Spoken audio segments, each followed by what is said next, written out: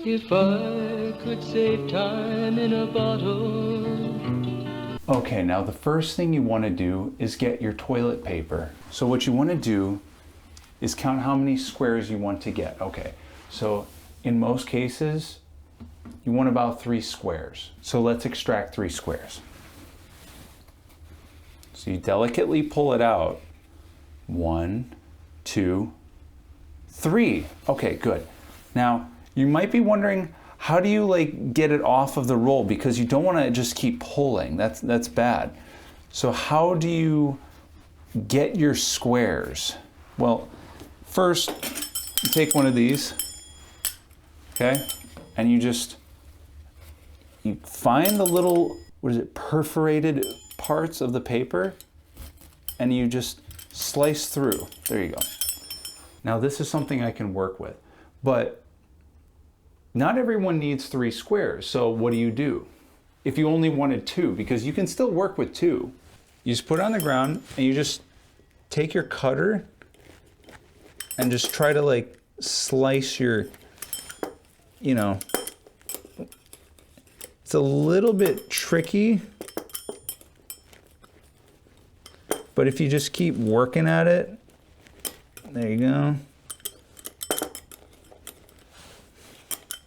Just kind of like, help it along, slice it up, get it right on that. There, now I have my 2 squares. The first thing you want to do is fold it once, just like that, along those perforated lines. And then what you want to do is fold it a second time, at least. But some people can be pretty daring and only fold it once, or super daring and not fold it at all, but I wouldn't recommend that. So after folding it, the next thing you want to do is create airflow. Understand? I have my hole puncher here. Now, here's the thing. Not everyone has a hole puncher, but if you have like a pencil or something similar, or a stick maybe, you could maybe punch a hole through it. But for me, I'm using my hole puncher that I keep in my bathroom for this occasion. So just a few holes. And then you punch it in again. Oops, sometimes you can get a little stuck. Okay, well, that'll happen sometimes, but a little bit of a jam. Now see, we have adequate airflow. These holes will allow air to go through it. You can see if you unfold it, you'll have extra airflow. Okay. Now you can put a little bit of water on it if you want something more slippery. Ultimately, this is generally fine. And then from that point on, it should be pretty obvious. You wipe yourself and you will be clean.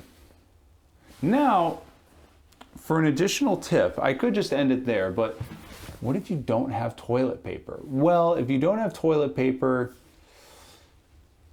you might end up having to scream for help. But if you have your wallet on you, in this case, I have my wallet, and it's always a good idea to keep your wallet on you in case you just need to just use some money or something. This counts as toilet paper. I mean, you follow the exact same process. You fold it once, you fold it twice. Okay, you get your hole puncher, boom, boom, oops, boom. There, we got some airflow in here, so air can pass through. All right, you can wet it a little bit if you want. This is why you always carry money around if needed. Okay, and this is for emergency purposes only. Normally, you should have toilet paper or a plastic bag. And again, no matter what your material is, you follow the same process. Make sure you have your cutter on you if you need to change the length, your hole puncher for airflow, and you're good to go. And I hope this helps you feel prepared and ready next time you have to use the bathroom.